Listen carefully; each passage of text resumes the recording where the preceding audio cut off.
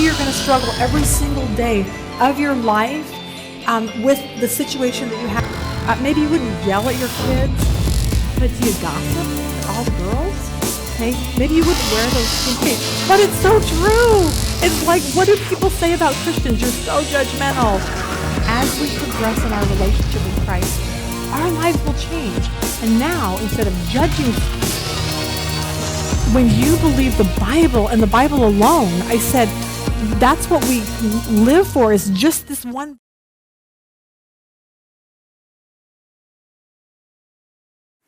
All right, good morning. Good morning. Welcome to those of you that are here in Phoenix. Glad you're joining us. For those of you watching us online, apps, Roku, or YouTube, glad you are joining us also. If you want to know more about our ministry, go online to womensbiblestudy.com. There you can get handouts for today's lesson. You can catch up on our big lesson that we're doing, our big series in Proverbs. We called it Live Different because that's our goal, is to get people to live different, live biblically, live the way God calls us to live. So today, I want to start off with a little story about a TV show from 1949 to 1957. Maxwell House Coffee sponsored a weekly CBS show called I Remember Mama. And it's this ongoing story of this Norwegian family, and they moved to San Francisco, and this is the eldest daughter, and she is always remembering the past, and she does it by going through old photo albums. She writes this old album makes me remember so many things in the past. San Francisco, the house on Steiner Street where I was born. It brings back memories of my cousins, aunts, and uncles, all the boys and girls I grew up with. I remember my family as we were then. My brother Nels, my little sister Dagmar, and of course Papa. But most of all, when I look back to those days so long ago, most of all I remember Mama. And I think that that's a great point in our life, and here it is that we're all not going to live forever. And a lot of you are young in here and you're having babies, and that's so cute. But eventually, as weird as that sounds, everyone's going to grow up, and that's just the way life goes. But here's what happens when you're young, or whenever you are. You're writing your legacy. That's kind of what's going on. How you live your life today is going to affect your future generations, your children, your grandchildren. And it's just like this girl who was opening up these photo albums and remembering her mother from the past. And each photo would show her, remind her of something, of maybe her mother's character or of her mother's reputation. We're handing down memories and our name and our actual reputation. The question is, what's that going to look like? Here's our Proverbs that we're going to talk about today. A good name is rather to be chosen than riches, and loving favor rather than silver and gold.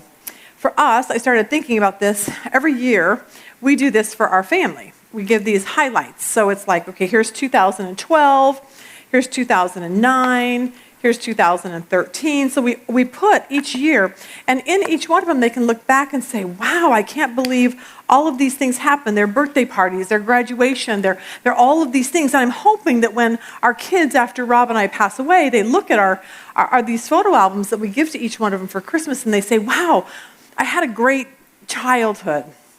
But then I started thinking that what's not in those albums are things like the time I left my son when he was about 6 in a movie theater because I thought he was in the back seat, okay? Like, I didn't take a picture of that, so all the bad stuff isn't going to be in there. I was thinking about when Sean came in, he fell on a skateboard. I can't remember if I told you this. He fell and he broke his arm, but I didn't know it. He comes in, his arm's swollen. I'm like, you're fine, take an Advil, go to bed. I went to work the next day, came home, and he had this huge swollen arm. It was broken, okay. That's not in the photo albums either. My son Micah was jumping on a trampoline when he was probably about 6. I don't know what happens at 6. He broke his leg, and I was gone, came home. My son said, Mom, I think he broke his leg. And I'm like, he's fine. Micah walked to Mommy, because apparently I think my children are really dramatic.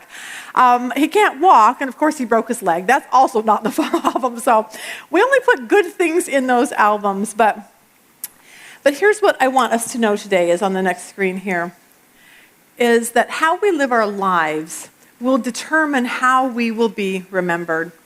I was thinking about this the other day. My dad has always owned a steel company all of his life. He started it and ran it. And for the past 20 years, he had a man work for him. And to everybody that knew this man and his wife, they thought that they were the most loving couple, and their legacy was going to be a great couple, married, loved one another. That's just the way their legacy was going to run. But last summer, the husband got really, really sick, and he ended up in the hospital, and they didn't know what was wrong with him. It was so bad that they literally were, like, he was almost brain dead. And they said the next day they were going to pull the plug. He was going to die. That's just the way it was. And then we heard a weird thing that someone said he'd been poisoned. And you're like, who would have poisoned him? So the police actually came, of course, checked out the wife, because that's who you check out first, then checked out all the people at the office. They're like, who would have wanted this man dead? And he ended up miraculously, like the next day that they were going to pull the plug, he literally wakes up and he gets better and he gets healed. He goes back home, and just a month or so ago, the police went into his home and arrested his wife for trying to murder her husband. And this is how he found out, because on her computer, she ordered the antifreeze that she put into his drinks every night off of Amazon, delivered to her house. Now, to me, I'm thinking, okay, do you not watch Dateline? I know we always say this. Like, all you have to do is watch Dateline to find out you cannot do that. Like, whatever you put in your computer is there forever. But I thought about it when I was doing this lesson, and I thought, here you've got a lady that would have had a legacy of a great legacy. My husband and I, we loved each other. We were married for 30 whatever years, and everything was great, and we're passing that down. But now her legacy is an attempted murderer who spent her last years in prison. There you go. What we do really, really affects the next generation. In his book, Bill Gaither wrote a book called I Almost Missed the Sunset.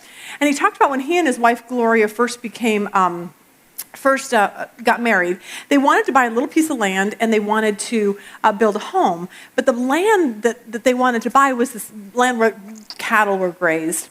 So they found out who owned it. It was a retired man from the bank. So they ended up going to the bank, and they said, we would like to buy a little piece of your property. And he said, nope, sorry, I promised that property to the cattle owners for them to be able to, graze their cattle. The man, Bill explained to him, he said, look, we're new, we're teachers, we want to just make sure that, we want to build something, and we thought maybe you would sell us this land.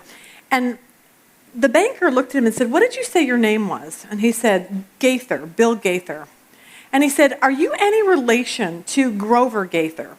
And he said, yes, that's my grandfather.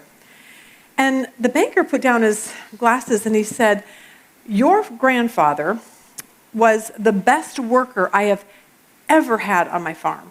He said he would put in a full day's work for a full day's pay, but he said he was the most honest man I've ever had in my life. And he said, you know what, let me think about this for a little while, come back in a week. He came back in a week. He said, all right, I had the property appraised, and he said, I will sell it to you for $3,000, $3,800. And Bill Gaither thought, $3,800 for 1 acre. He said, I'd have to come up with $60,000. I don't have it. The man said, no, I'm going to give you 15 acres for $3,800. So Bill Gaither, many, many decades later, walked on the property that he raised his son on the 15 acres. His son was named Benji. He said, Benji, I want you to know something. He said, you grew up on this land of 15 acres, not because of me, not because of you, but because of your grandfather's, your great-great-grandfather's legacy, what he left behind, and it was character, and it was a good name, and we are here today living here because of something that he passed down to us. And I thought that was a great story, that we don't think too much about the decisions that we make, how much it affects the people that are coming after us. Here's our next screen. This is what we learned from Solomon. Good choices, somewhere, maybe. There you go. Good choices produce good character, which produces a good reputation, which produces a good name. And so I realized that if you and I want to have a good name, then we have to actually make conscious choices to do the right thing. Proverbs 1:29 says this, because they hated knowledge and did not choose the reverent and worshipful fear of the Lord. It's a choice. You need to choose to do something. Proverbs 16:16 says, how much better is it to get skillful and godly wisdom than gold, and to get understanding is to be chosen rather than silver. Proverbs 3:31 says, do not resentfully envy and be jealous of an unscrupulous, grasping man, and choose none of his ways. See, what we see from Solomon, he's always saying, choose this path, choose what's right, choose. And see, we have to make good choices, and when we do, that's what builds our reputation, because we know the importance of our reputation. We hire people, companies, we get presidents and congressmen, and we do all that mostly from their reputation. So I was thinking about this and I thought, okay, if you were to buy a purse, let's just say, and money was no option. You could spend as much money and you had to have this purse for 20 years. I would say the first thing you would do is say, who has the best reputation for purse building out there? And I started thinking about this one, Louis Vuitton. Would you pick that one? Like money's no option, would you pick a Louis? How about this one? Coach. Would you pick a Coach purse? How about the next one? Kohl's. Would you go to Kohl's and just pick out any purse if you have to have it for 20 years? Or how about this one? Kmart. See, every one of those stores has a specific reputation. You know what quality they produce. You know what customer service they produce. And so you're going to go to the one place and you pick out whichever one you think that is going to last you 20 years built off of their reputation. Because reputation really does matter. We do that with the same thing with like cars. Do you want a Lexus or a Mercedes or a Ford or a Hyundai? We do it with washing machines, Whirlpool, Maytag. Like we buy what we want because someone's built a good reputation. And the reason why is the reputation really does matter. And it goes the same for us, that how you and I, our reputation is based on how we act, how we treat people, how we talk, what our attitudes are. When people look at us, that's what they're going to remember us by. People are going to remember what our character is. Here's our next screen. A good character, Samuel Fulkerson says, is the best tombstone. Carve your name on hearts, not on marble. Dwight Moody says this about character. He says, character is what you are in the dark. In other words, what are you behind closed doors? Do you do things that you shouldn't do? Are you drinking behind closed doors? Are you watching porn behind? Like, what are you doing that people don't see you? That's what your character is. It's who you really are deep down in your person. William Hershey Davis says this: reputation is what men say about you on your tombstone. Character is what angels say about you before the throne of God. I thought that was kind of cool. How's this one? The next one. Your reputation is what men think you are. Your character is what God knows you to be. See, we want to have this good character that produces good things out of our life from making good choices, and then that's passed down to how people will see us. This made me laugh. There was a story of a woman. She was doing her family history, and she had 2 people in her family historical timeline that had criminal backgrounds. One was actually electrocuted in the electric chair for murdering someone. The other one was a horse thief, and they actually hung him. She didn't really know how to put this in her in her historical document she was writing. So here's what she said about the first one. He occupied the chair of applied electricity at a large state institution. And I'm like, okay, you can make that happen. Here's the next one. This made me laugh. He died at a public ceremony when the platform he was standing on gave way. I was like, okay, that's kind of great. But we can actually just make us sound better than we really are. But she knew that their past, they didn't have good reputations to pass down. Here's our verse again. A good name is rather to be chosen than great riches, and loving favor rather than silver and gold. Character should be something we so seek for and look for, because a good name is what someone thinks you are after they hear your name, especially even after you're gone. So, what I was thinking about was, I don't really want people to say things about me like, oh, she was nice, because I'm not that nice.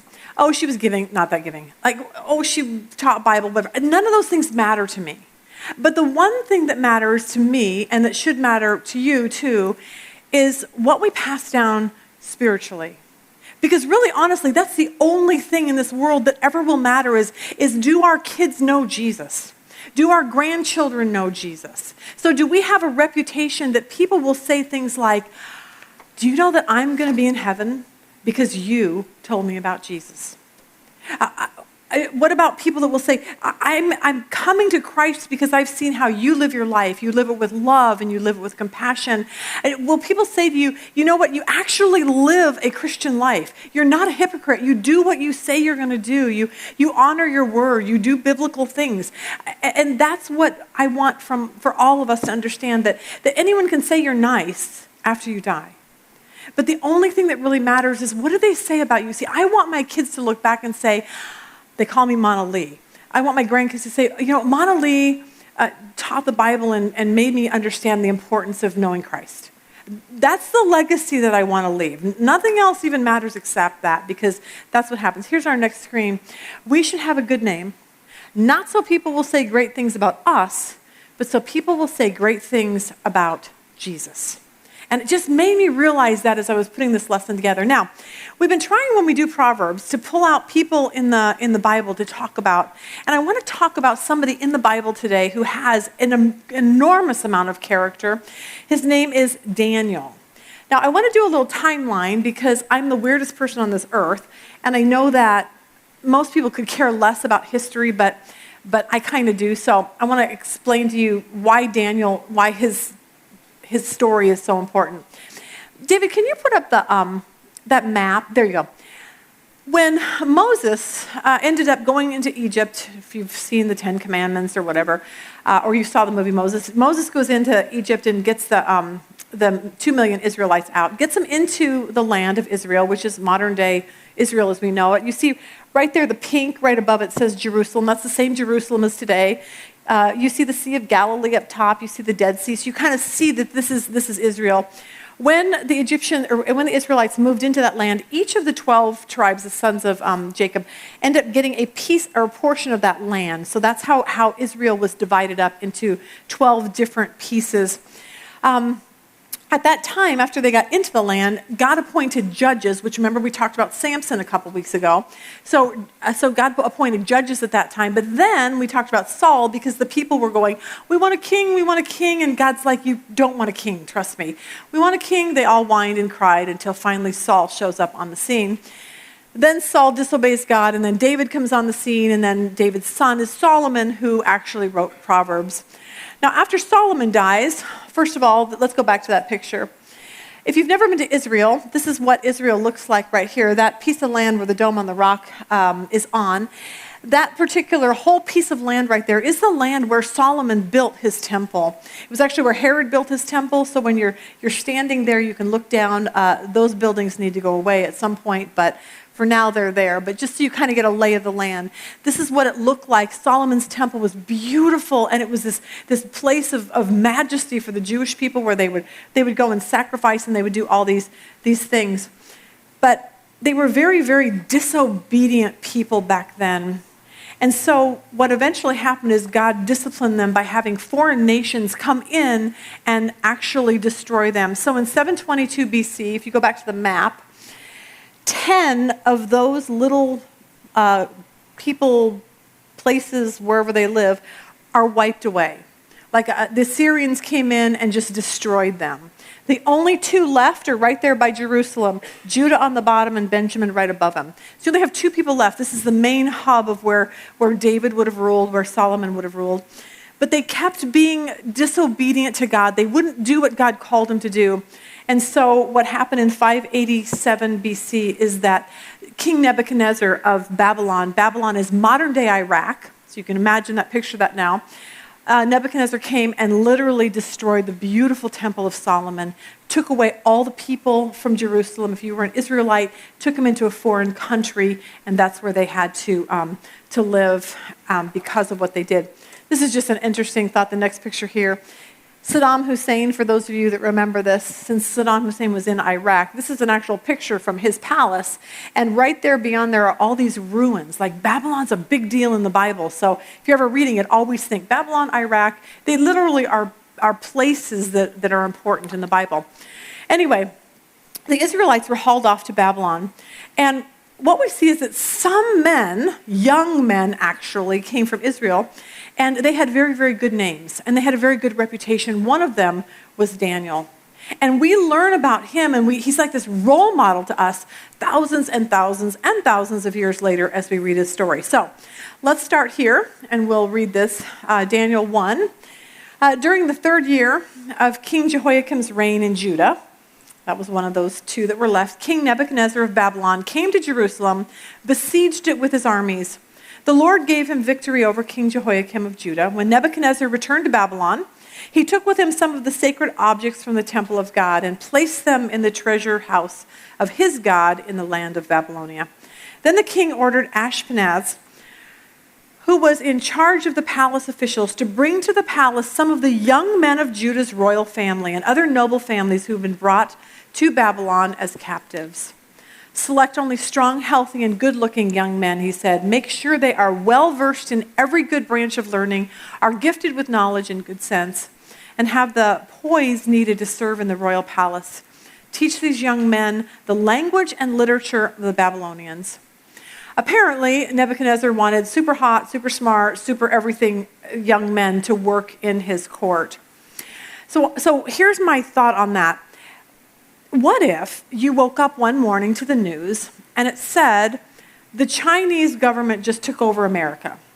There's a knock on your door, they grab you, they grab all your children, they throw you into an airplane, and they ship you and every other American over to China.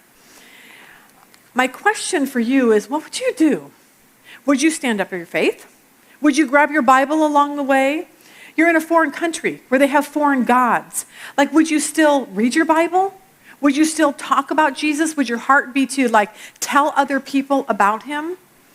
Would you still be devoted? Or are you going to hide in your closet and be one of those, closet Christians because you're terrified of what this new government would do? I think the better question is, what would your reputation look like? What would your good name be like? Would it be, I'm a follower of Jesus no matter where God puts me? Back to Daniel, here's what it goes on to say. The king assigned, there he is, the king, yeah, it was back there, sorry, David. The king assigned them a daily ration of the best food and wine from his own kitchens. They were there to be trained for a 3-year period, and then some of them would be made his advisors in the royal court. Think about this. This is so weird. It's like someone taking you and your children to a foreign country, and they're training them in all of the ways of China, let's say. Here they're taking all these young kids, and they're training them into these are very religious boys, Jewish boys, and now they're being trained in some worldly city. He said they were going to be advisors in the royal court. Daniel, Hananiah, Mishael, and Azariah were 4 of the young men chosen, all from the tribe of Judah. The chief official renamed them with these Babylonian names. Not only that, you're going to get a new name. Daniel was called Belteshazzar, Hananiah was called Shadrach, Mishael was called Meshach, and Azariah was called Abednego. If you know the Bible, you'll remember that from when they all got thrown in the fire and how God saved them out of that. So many Christians today, this world, they have trouble dealing with temptations. And just going away to college is like a major production for some of these kids. This made me laugh. On the first day of college, a dean addressed the students, and he pointed out the rules. Here's the deal. Females are not allowed in male dorms. Males are not allowed in females. If you get caught, there's a $20 fine for the first time. He said if you break the rule twice, it's a $60 fine. He said if you're caught the third time, you'll be fined $180. Are there any questions? A male student raised his hand and he said, how much is it for a season pass? I was like, oh yeah, I don't think he's getting the point there. But moving away to college is one thing. Moving 900 miles away to a foreign country where it's like Las Vegas on steroids. These kids are just it's a world they don't even know. And the question is, what are they going to do with their faith? What are they going to do with their God? What are they going to do with who they are as people? Are they just going to become like the rest of them? Or are they going to stand out and be different? Daniel and his friends remained faithful in this whole city of immorality. What we learn from Daniel is this.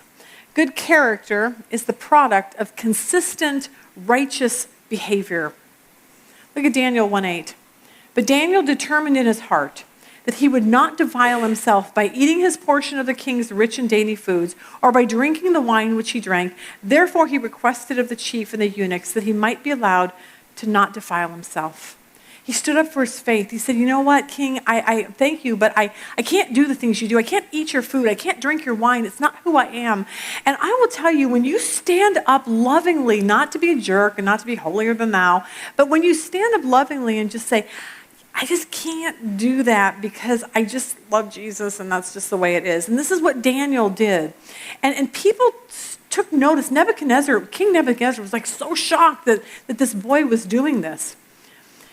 I want to throw some Proverbs in. Here's what we know about Daniel, Proverbs 9:10. The reverent and worshipful fear of the Lord is the beginning of wisdom, and the knowledge of the Holy One is insight and understanding. Daniel knew God. Like Proverbs says, the most wisest thing you can ever do is know God. And Daniel knew the God of the Bible.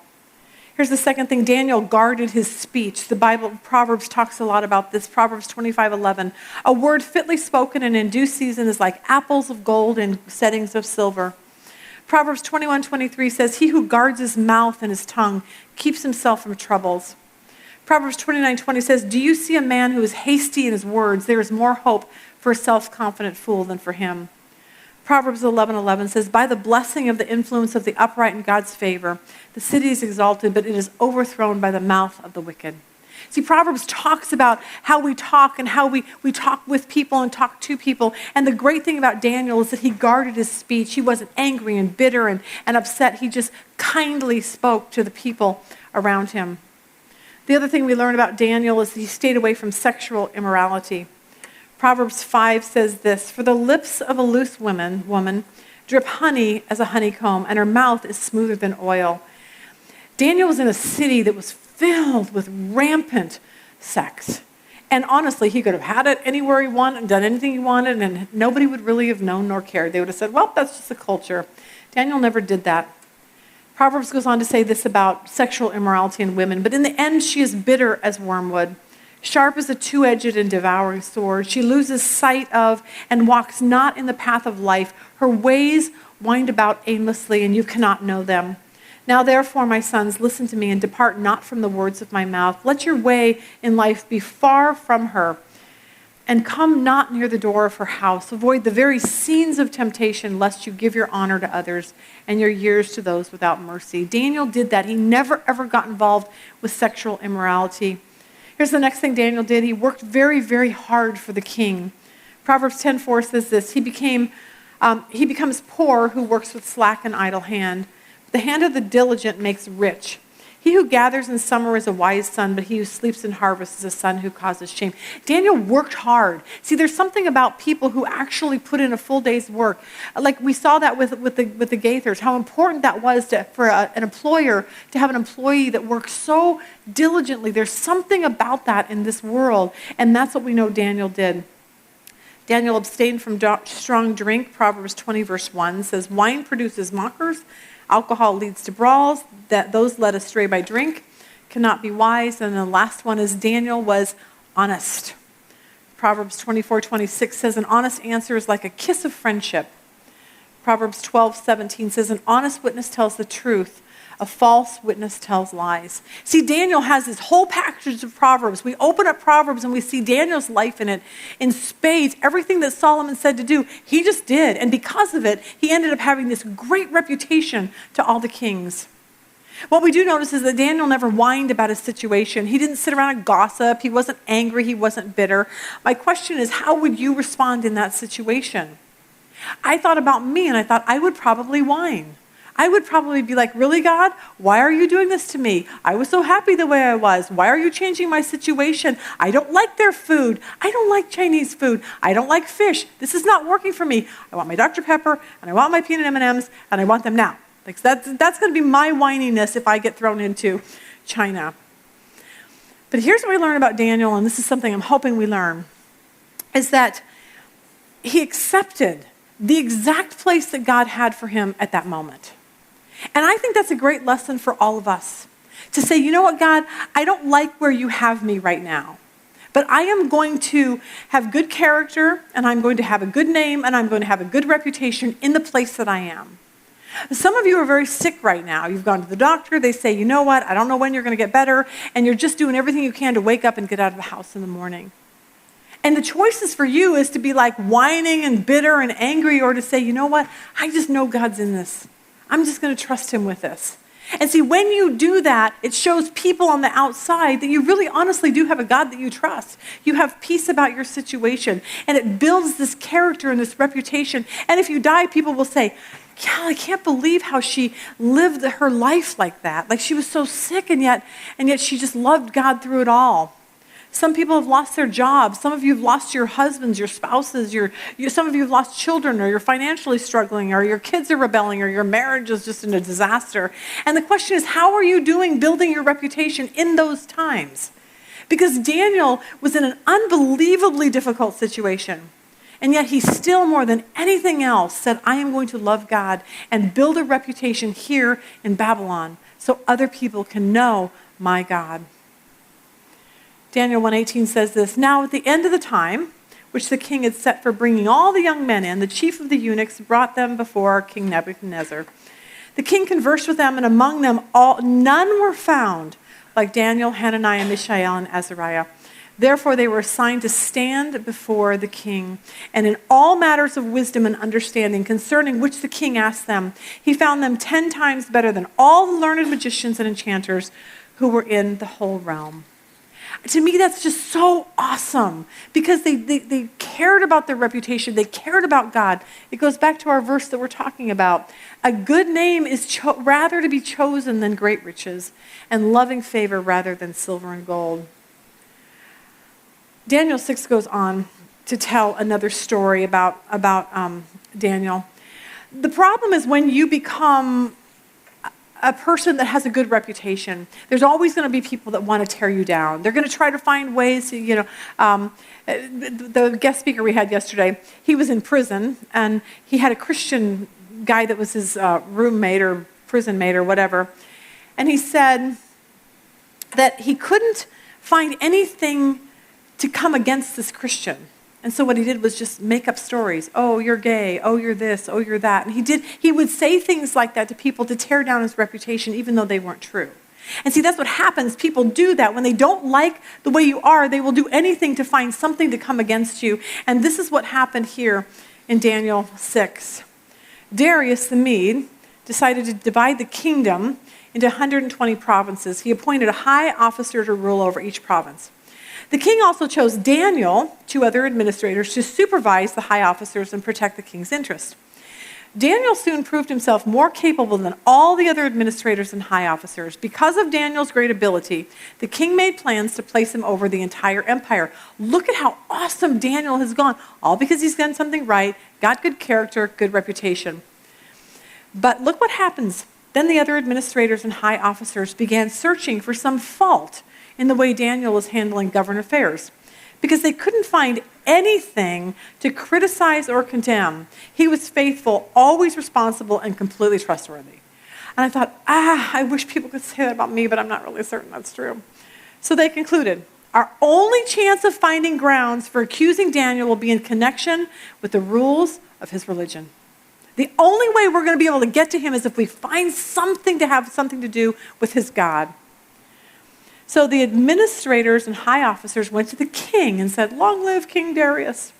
We are all in agreement, we administrators, officers, officials, high officers, advisors, and governors, that the king should make a law that will strictly be enforced. Give orders that for the next 30 days, any person who prays to anyone, divine or human, except to you, your majesty, will be thrown into a den of lions.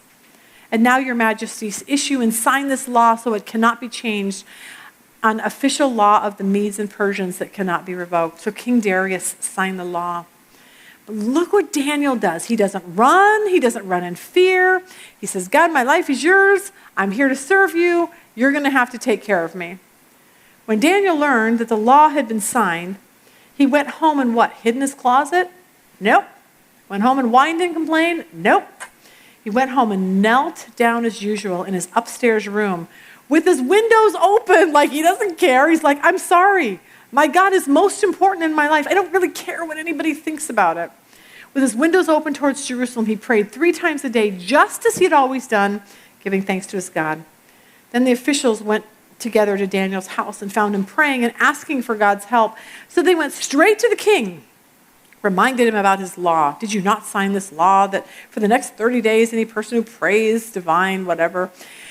And the king said, yeah, I did say that. The king told they told the king, this man Daniel, one of the captives from Judah, is ignoring you and your law.